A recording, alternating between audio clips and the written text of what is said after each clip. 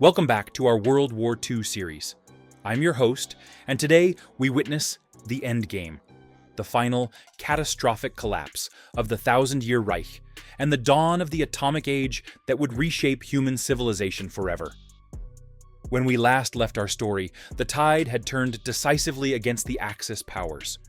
Allied forces pressed Germany from both east and west, while the rising sun faced an inexorable American advance across the Pacific. But the war's final act would prove the most desperate and destructive of all. From Hitler's underground bunker in Berlin to the mushroom clouds over Hiroshima and Nagasaki, from the liberation of the death camps to the judge's bench at Nuremberg, we'll witness how humanity's greatest conflict reached its earth-shattering conclusion, and forever changed our understanding of both human evil and the terrible price of victory. The fall of the Third Reich. By January 1945, the Third Reich was dying, but like a cornered beast, it fought with desperate ferocity. The Ardennes Offensive, Hitler's last gamble, known as the Battle of the Bulge, had failed spectacularly, costing Germany its final reserves. Now, Allied armies closed in on the German heartland from all directions. In the east, the Red Army launched its final offensive on January 12, 1945.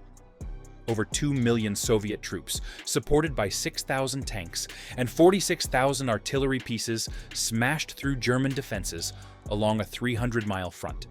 The objective was clear: Berlin, the Nazi capital, Hitler's lair. Soviet Marshal Georgy Zhukov commanded the drive toward Berlin with ruthless efficiency. His forces advanced 65 miles in the first week alone, leaving German resistance shattered in their wake. Parallel offensives by Marshals Ivan Konev and Konstantin Rokossovsky completed the encirclement of German forces in East Prussia and Silesia. The advance unleashed one of history's greatest refugee crises. Millions of German civilians fled westward, desperate to escape Soviet revenge. Refugee columns stretched for hundreds of miles, families with handcarts, horse-drawn wagons laden with possessions, children separated from parents in the chaos. Many would not survive the journey. Soviet soldiers, having witnessed the destruction of their homeland and the murder of their families, showed little mercy. The Red Army's advance left a trail of burned cities, mass graves, and traumatized populations. Stalin's armies were settling accounts for 4 years of Nazi barbarism. In the West, Allied forces crossed the Rhine in March 1945. The river barrier that had protected Germany for centuries was breached at multiple points.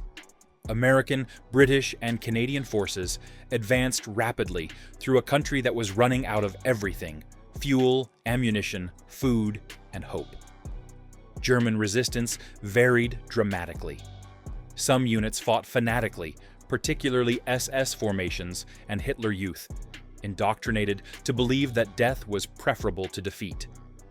Other Wehrmacht units surrendered en masse, recognizing the hopelessness of their situation.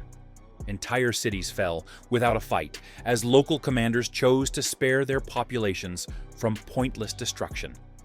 The discovery of the concentration camps shocked even battle-hardened Allied soldiers. Bergen-Belsen, Dachau, Buchenwald, names that would forever symbolize human depravity. Survivors, more skeleton than flesh, bore witness to the systematic murder of 6 million Jews and millions of other victims. General Dwight Eisenhower ordered extensive documentation, knowing that some would later deny these atrocities ever occurred. As Soviet forces approached Berlin, Adolf Hitler retreated to his Führerbunker, a concrete tomb 50 feet beneath the Reich Chancellery. The man who had promised to make Germany master of the world now cowered underground, surrounded by the ruins of his empire. The Battle of Berlin began on April 16, 1945. Zhukov's forces faced desperate German defenders, including teenage Hitler Youth armed with Panzerfaust anti-tank weapons. Every street became a battlefield, every building a fortress. The city burned as Soviet artillery pounded German positions without mercy. In the bunker, Hitler raged against fate, his generals, and the German people who had failed him. He issued impossible orders to non-existent armies, demanded that retreating German forces destroy their own infrastructure, and planned a final apocalyptic battle that would drag all of Germany into the grave with him. Reality slowly penetrated even Hitler's delusions. Soviet forces were just blocks away. The Chancellery Garden was under artillery fire. His closest associates were either dead, fled, or preparing to abandon him. On April 29th, he married his longtime companion Eva Braun in a bizarre ceremony conducted as Berlin burned above them. The next day, April 30th, 1945, Adolf Hitler put a pistol to his head and pulled the trigger. Eva Hitler took poison beside him. Their bodies were burned in the Chancellery Garden, the flames watched by Soviet soldiers who had fought their way from Stalingrad to Berlin. With Hitler dead, German resistance collapsed rapidly. Berlin fell on May 2nd. Admiral Karl Donitz, Hitler's designated successor, opened surrender negotiations. On May 8, 1945, at 11:01 p.m. Central European Time, the war in Europe officially ended. Victory in Europe, VE Day, sparked celebrations around the world, but the cost had been unimaginable. Over 50 million dead, entire cities erased, and a continent in ruins. Hiroshima and Nagasaki. The atomic bomb. While Europe celebrated peace, the Pacific War continued with undiminished fury. Japan, despite facing impossible odds, fought on with the same fanatical determination that had characterized their resistance throughout the Pacific Campaign. American forces had island-hopped to within striking distance of Japan itself. The conquest of Iwo Jima and Okinawa had provided airfields for B-29 bombers that now burned Japanese cities nightly. But these victories came at a terrible price. 12,000 American dead at Iwo Jima, 49,000 at Okinawa. Japanese casualties were even higher, with civilian populations choosing death over surrender. The prospect of invading Japan itself, Operation Downfall, filled American planners with dread. Intelligence estimates suggested that conquest of the Japanese home islands would cost 1 million American casualties and perhaps 10 million Japanese dead. The entire population seemed prepared to resist with bamboo spears, suicide attacks, and fanatical devotion to their emperor. But in the New Mexico desert, a secret project was nearing completion that would render invasion unnecessary. The Manhattan Project, initiated in 1942, had consumed 3 years and $2 billion in a race to harness the power locked within the atom itself. The project brought together the world's greatest scientific minds: Robert Oppenheimer, Enrico Fermi, Niels Bohr, and dozens of others, in a desperate attempt to build an atomic weapon before Nazi Germany. Working in absolute secrecy at facilities in Los Alamos, Oak Ridge, and Hanford, they solved the seemingly impossible problem of splitting atoms to release energy equivalent to thousands of tons of conventional explosives. On July 16, 1945, at 5:29 a.m., the first atomic bomb exploded in the Alamogordo Desert. The flash was visible 200 miles away. The heat turned sand into glass. The mushroom cloud rose 40,000 feet into the sky. Oppenheimer, witnessing the birth of the atomic age, recalled words from Hindu scripture: "Now I am become death, destroyer of worlds." President Harry Truman, who had inherited both the presidency and the atomic secret upon Franklin Roosevelt's death in April, faced an impossible decision. The bomb offered a way to end the war without the massive casualties of invasion, but it would introduce a weapon of unprecedented destructive power into human warfare. After consulting with his advisors and Allied leaders, Truman authorized the bomb's use. On August 6, 1945, the B-29 Enola Gay, piloted by Colonel Paul Tibbets, dropped Little Boy on Hiroshima at 8:15 a.m. local time. The bomb exploded 1,900 feet above the city with the force of 15,000 tons of TNT. In an instant, the center of Hiroshima simply vanished. Buildings were vaporized, people were incinerated, and shadows were burned into stone. The flash could be seen for miles. The heat melted metal and ignited fires across the city. Approximately 80,000 people died instantly. Tens of thousands more would die from radiation sickness in the following days and weeks.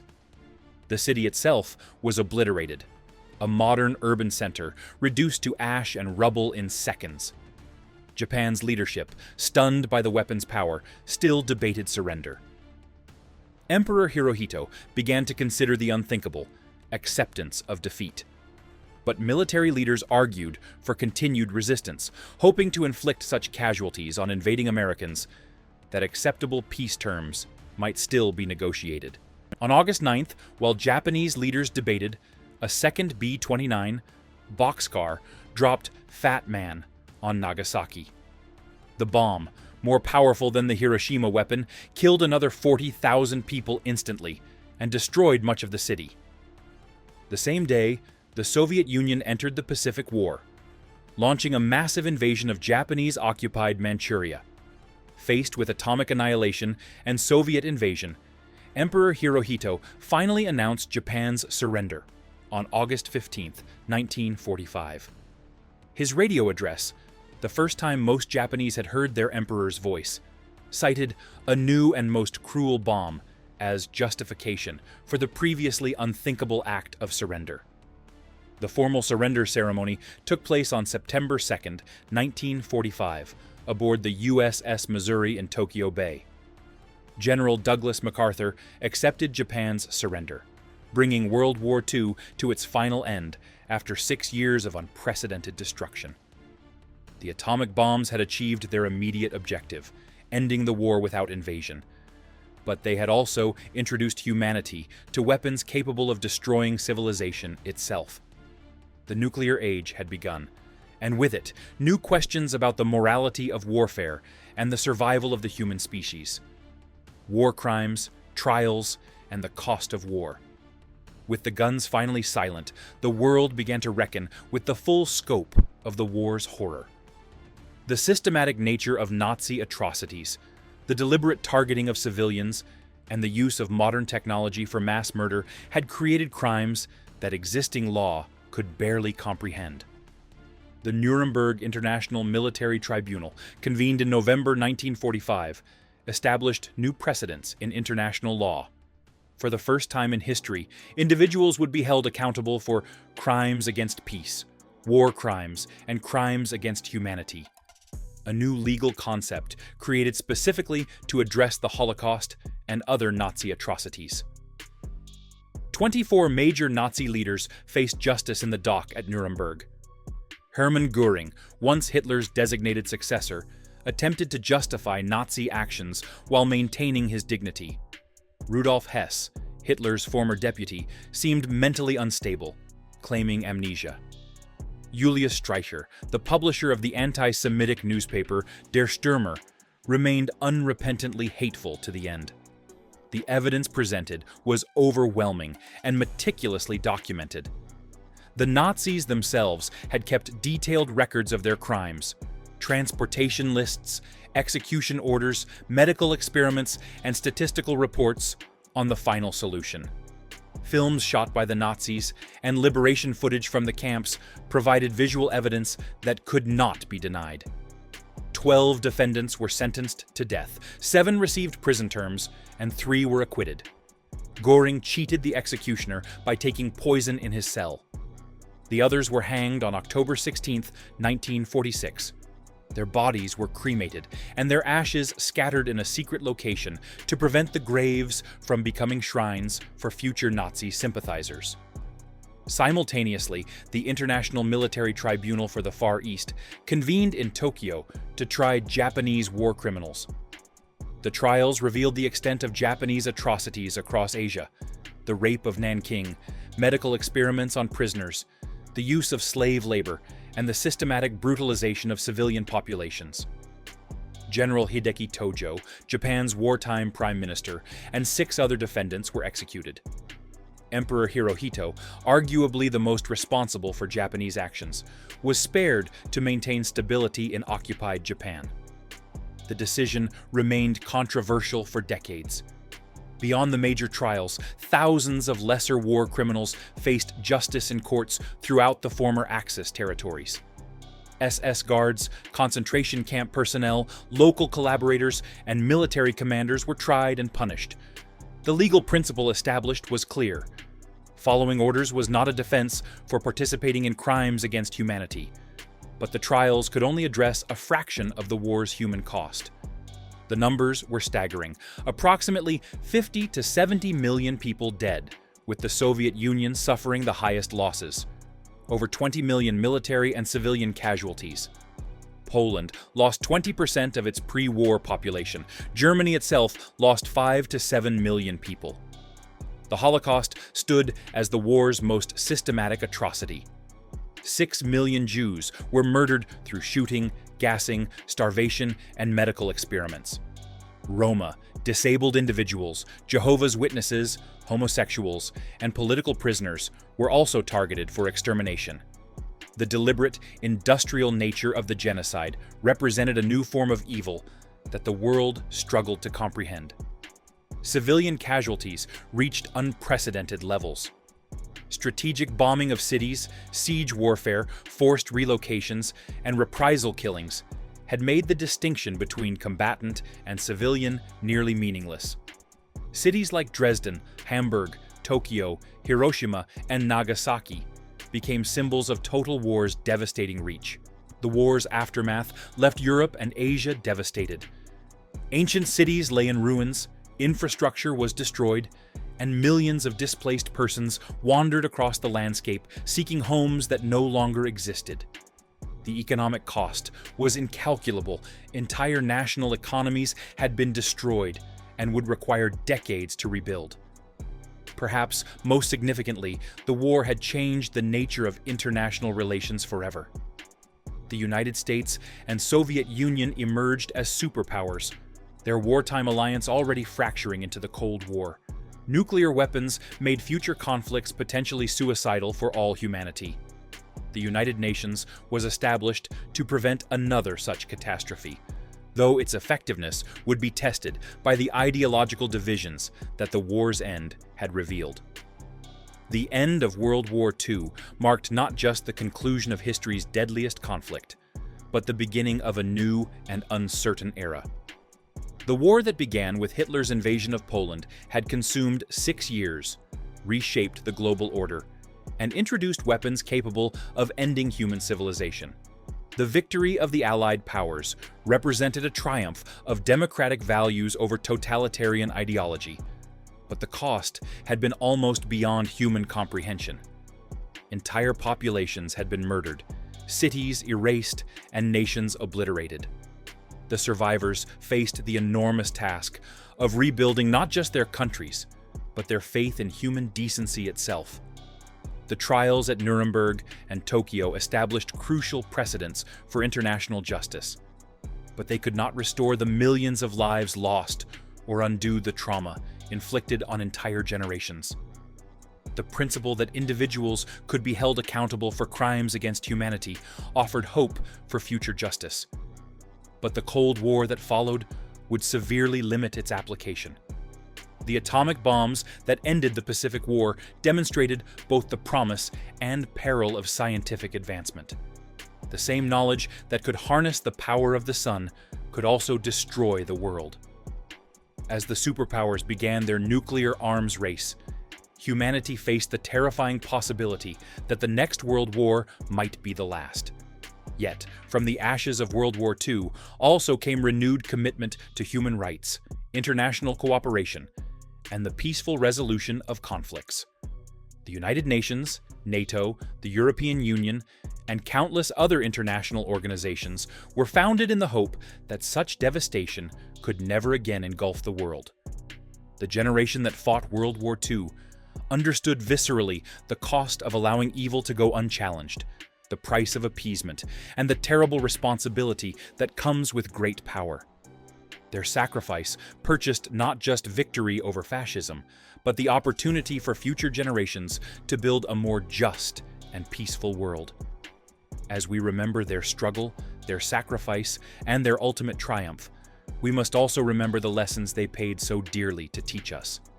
Thank you for joining me for this exploration of history's darkest chapter and its hard-won conclusion. Please like, subscribe, and share this series with others who seek to understand how ordinary people faced extraordinary evil, and how their courage and sacrifice preserved the possibility of a better world.